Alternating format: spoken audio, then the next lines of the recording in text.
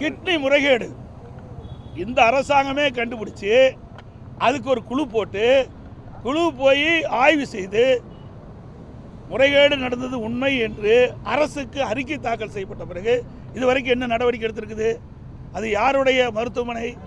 திமுக சட்டமன்ற உறுப்பினருடைய மருத்துவமனை. அதனால நடவடிக்கை எடுக்கல. இதையெல்லாம் கேள்வி கேளுங்க, இதற்கு விவாதம் பண்ண வைங்க.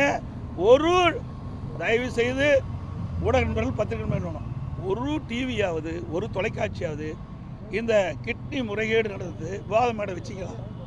எங்கள் தும்புனா அண்ணா திமுக தும்புனா விவாதம் மேடை வைக்கிறீங்க, இரும்புனா விவாதம் மேடை வைக்கிறீங்க. இவ்வளவு பெரிய நிகழ்வு தமிழகத்தில் நடைபெற்றிருக்குது. ஒரு கொடுமையான நிகழ்வு.